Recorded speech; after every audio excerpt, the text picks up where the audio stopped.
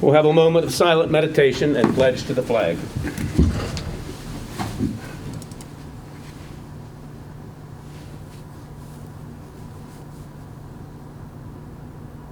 Thank you. I pledge allegiance to the flag of the United States of America and to the republic for which it stands, one nation, under God, indivisible, with liberty and justice for all. Call to order this meeting of the Monongalia County Commission of October 21st, 2020, and we will begin with consents and approval. Good morning, Renetta. Morning. We have 36 exonerations for $8,187.07, 4 requests to create new statements for $9.56. We have minutes for August 12th, 19th, 26th, September 2nd, 9th, and 16th. Vouchers, General County Fund, $96,194.45.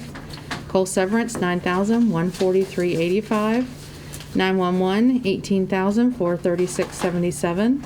Chestnut Ridge Park, $6,546.83.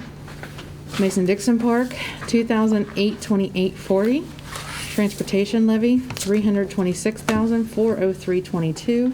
Fire levy, $386,540.39. Recreation levy, $473,215.28. Library levy, $80,561.78. Assessor's valuation, $4,753.65. Morgantown Industrial TIF, $439,761.62. Purchasing card vouchers, General County Fund, $19,270.78. Coal severance, $48.80. 911, $214.96. Chestnut Ridge Park, $332.54. Mason-Dixon Park, $8.50. For a voucher total of $1,864,261.82. Position vacancies for boards and authorities: the Western Board of Zoning Appeals, Monongalia County Planning Commission, Monongalia County Development Authority, Camp Muffley Advisory Board, Abandoned and Dilapidated Enforcement Agency, Mason-Dixon Park Advisory Board, Region 6 Planning and Development Council, Historic Landmarks Commission, Mountaineer Trail Network Authority. We have fiduciary orders for October 21st, 2020. And a third quarter status report for Fiduciary Commissioner George Armistead. Move for approval. Second. Been properly moved and seconded for approval. All in favor? Aye. Thank you. Thank you. Introduction of new employees and personnel changes. We have Justin Krager, Director, Monongalia County Day Report Center, hiring Audrey Gibb as a case manager full-time. She will be paid $32,000 annually with full benefits. Okay. She'll start on November 1st. Move for approval. Second. Been properly moved and second for approval. All in favor? Aye. And we have Mrs. Sim and the superintendent of Camp Muffley with a maintenance worker, part-time seasonal. I don't have the name. She selected Richard Knight. He will start on today at part-time maintenance for $10.75 per hour. Move for approval. Second. Been properly moved and second for approval. All in favor? Aye. Are there any other introductions of new employees? Okay. We will now open for comments from the public. Now, if you wish to speak, please come forward. You have 3 minutes to speak before us. Good morning. Good morning. Good morning. My name is Mary Hastings, address 87 Kingwood Pike. Thank you for seeing us again and taking public comment. This is the public comment period around the Green Bag Road Improvement Project, so I'm here to advocate for myself, my disabled father, the rest of my business owners, and the community members who I feel were not heard during the last public comment period. 263 comments were issued to the state from people in our community, including my neighbors and friends and people who benefit from the land over there, but also people who are just interested in seeing the traffic improved over there. And I'm for that. I want to see the traffic improved. I want the trucks out of downtown. I live in Greenmont most of the time too, and I hear them at 3 a.m. just like everybody else. So I'm sympathetic to that, but I'd like to ask that we keep solutioning. I'd like to ask that we work with the state road, we work with the people of Mon County, and find a new solution. In 2019, they proposed a roundabout at South Middle School. When we were at the meeting, they said, here's your only option. They told me that verbatim to my face. And I said, okay, well, this is the first thing we're seeing. Let's take a look. 200 people made comments. They came back in 2020, 1 year later, and said, here's your option, roundabout. They said, we've identified 18 alternatives. I know that's just a statistical game. 3 options at one intersection, 3 options at the other. If you factor them all in together, you can get 18 options. But they still selected a roundabout. Roundabout, roundabout. And it's a big hill coming off the pike. There's a lot of loaded trucks that come down there. I'm concerned about the safety, and I'm concerned about a lot of different things, not only my business. I moved back from DC. I worked out there for 10 years as a government contractor and business developer to start my company in Mon County, to develop a cannabis farm, to work with my family. I support 4 people right now. And I know this project is projected to help our community until 2048. 2048, this is when we're kind of looking down the road to try to make that happen. By 2048, I hope to be employing 50 people in Mon County. I'll tell you that Conscious Harvest right now in 2020 supports 150 families, giving them food without cost. So we are supporting a lot. And I think by 2048, we're estimated to have about 1,200 families that we're supporting and helping get fresh food in Mon County, which we're kind of a food desert in West Virginia. Also, Mockingbird Farms in 2020 is doing a tomato seed stabilization. So if you're a farmer, if you're familiar with anything about West Virginia agriculture, you might have heard of the Mortgage Lifter. Mortgage Lifter is a tomato seed that was developed by somebody in West Virginia to raise their profits so they could pay their mortgage. That's a historical thing. So I think Mockingbird Farms has an opportunity to make a new heirloom seed, and they're working with another farmer up the road to do that. So we have a lot going on, and I just ask that we please keep solutioning, and I don't think this should be over with just 2 options presented. So thank you for your consideration and your time. Thank you, ma'am. Thank you. Anyone else wishing to speak? Hi, my name is Patrick Kyle. I live at 87 Kingwood Pike. I'm asking to sort of reconsider. We have all this money from the state to do these roundabouts or road improvements or whatever. So why do we have to put it all in one spot where there is something needed, but not $10.5 million is necessary to put in that area? Why don't we put a roundabout up at the top of Beechhurst by the Coliseum there? I know you guys have gone through that light and had to wait 5 minutes for nobody to turn left.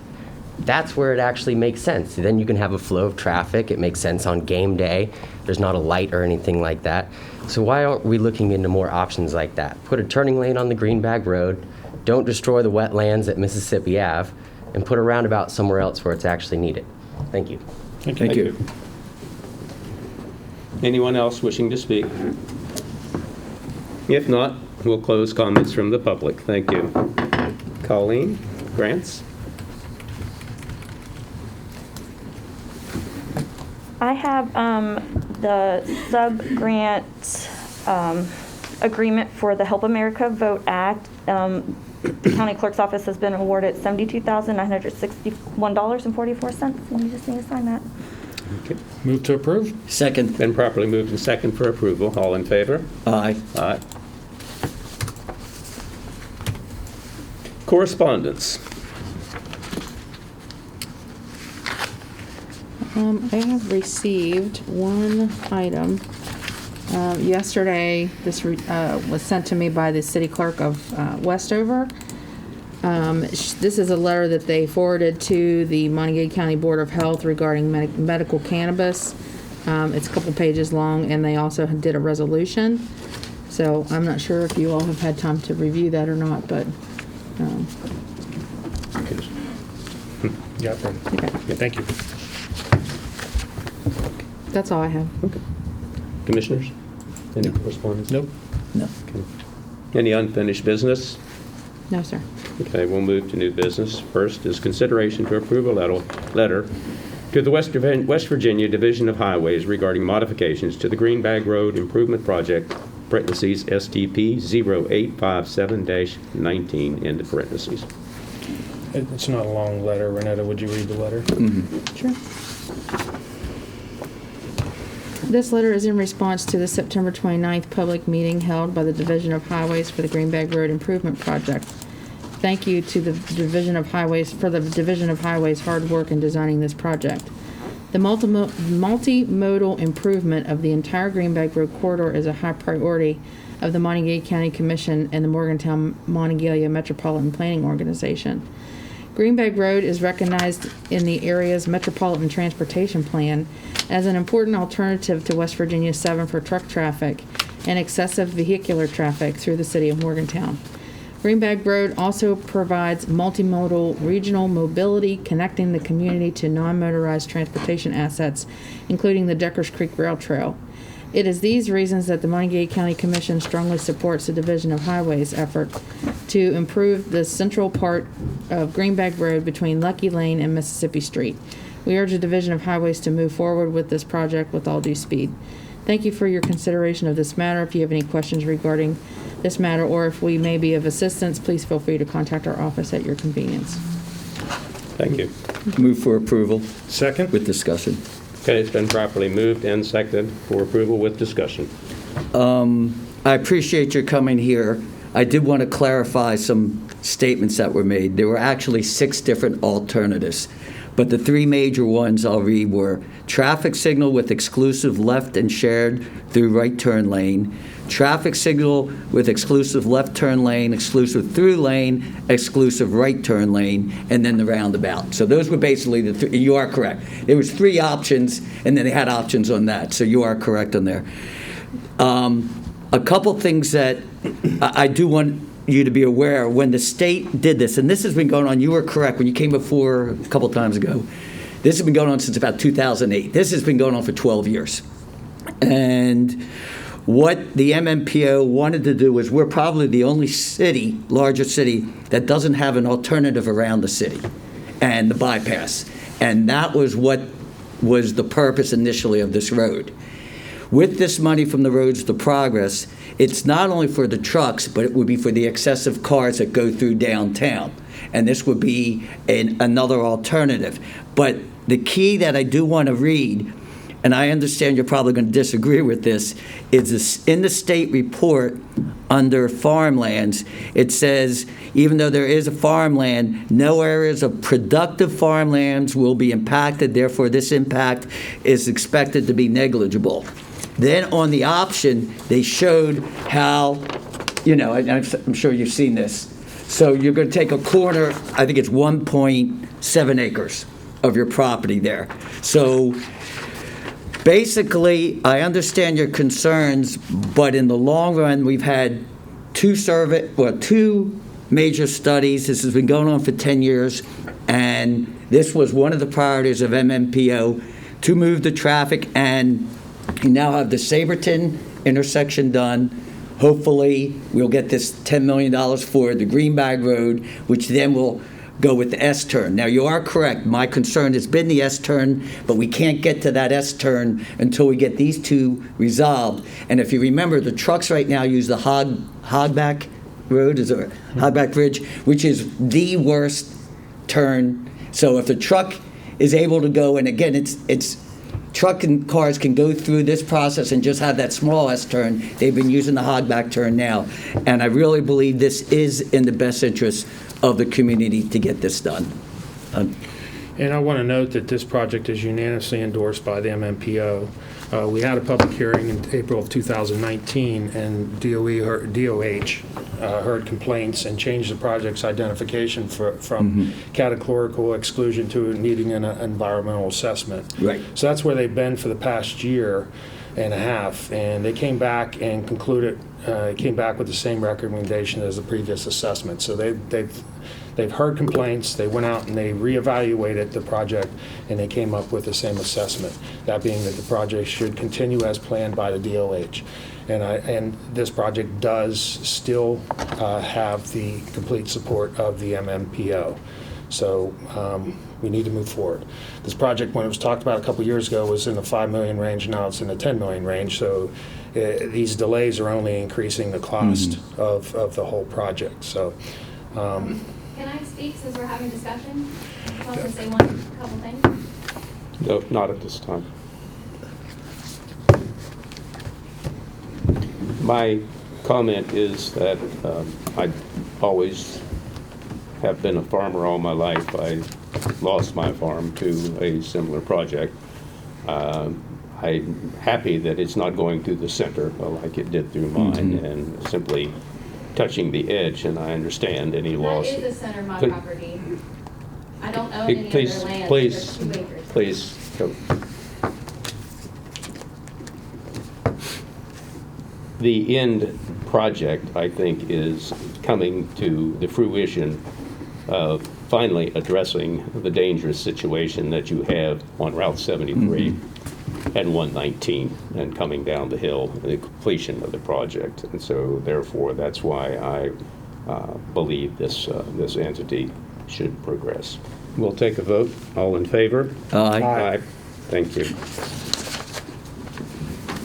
Next, consideration to approve the request for proposal to be signed and distributed to a minimum of 3 ICPA firms on the list of appointed firms and all approved ICPA firms that have expressed interest in submitting a written proposal for the fiscal year 2020 audit as directed by the West Virginia State Auditor's Office. Move for approval. Second? Been properly moved and seconded for approval. All in favor? Aye. Next, to consider for approval the request by the Triune Community Center for funding in the amount of $1,000 toward the purchase and installation of new cabinetry and countertops and additional electrical outlets. Move for approval. Second. Been properly moved and seconded for approval. All in favor? Aye. Just for clarification, we put $30,000 aside under the coal severance fund, under account Fund 002-908-56810 for community centers. And to date, we haven't spent any, so this is the allotment that we had put aside specifically for this purpose. Okay. Reports from elected officials. I don't see anybody present. Reports from county commissioners. Tom? Yeah, first, this past Saturday, I just want to state that this was the largest food giveaway we've ever had at the Mon County Ballpark. We gave away 41,000 pounds of food and 325 families. And then at the same time, we did 8,000 pounds of food at our supply center. So that was 49,000 pounds of food in 2 hours with over 500 families and over 1,500 family members. So I just want to thank everyone for all the volunteers and for, we're going to continue to do this even though the schools are open, the pantries are not open, so we're going to continue to do this until we don't have to do this. And that is it. Sean? Since the last meeting, Friday, we had staff reports, and I also had a Mon County Broadband Initiative meeting. We had Milan Park Properties / Juma call. That's a joint use management agreement, and we're currently renegotiating some of the contracts for the use of the facility. And at night, I wasn't able to make it, but I do appreciate Delegate Statler making available West Virginia congressional representatives to come to Mon County and listen to leaders and listen to our concerns. It wasn't a political event. It wasn't meant to be a fundraising event. It was a political event to be heard in Mon County, and I appreciate Joe Statler bringing the leadership here to talk to all of us and to hear our concerns. And my fellow commissioners were there, so we are well represented. Tuesday, I had another Juma call, and then in the after 11 o'clock, we had a USDA broadband grant webinar, which I participated in along with our staff to learn about this year's grant process. Today, we had a call with Greene County, but I think that they weren't able to participate. Today's a regular day, and this afternoon I have my Morgantown Area Partnership Board of Directors meeting. Tomorrow there's a Board of Health special meeting, and then in the evening there's the MMPO meeting. Friday we have staff reports, and on Saturday I have a meeting with a Cheat Lake resident that has been emailing me regularly about broadband issues in his area. So I said, rather than us keep going back and forth via email, let me come out and see what you're talking about. He can explain his neighborhood and its struggles he's had with trying to get valid access. Lastly, I'd like to say tomorrow is my brother Scott's birthday. It's his 63rd birthday. I'm lucky enough, I have 8 siblings, and I have a special relationship with all of them.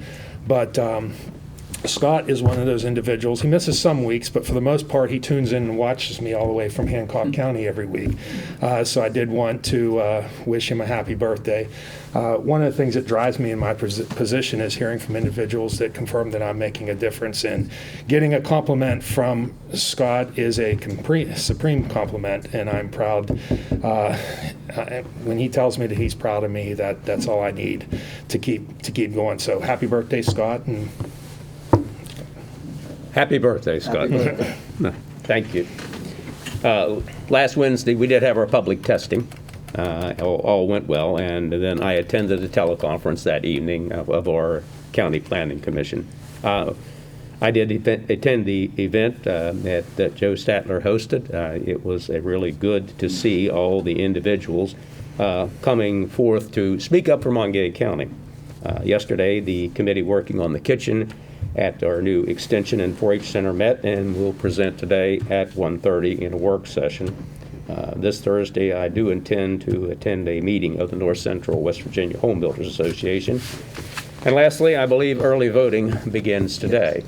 So I do encourage you, please, to make your voices heard. To be able to count, you have to be able to vote. So please take advantage of the early voting. I know how hard our county clerk works to make this a really, our early voting is really great here in this county. So let's go ahead and support our, just come out and vote. You can't complain if you don't make your voices heard. Thank you. Move to adjourn. Second. We are adjourned.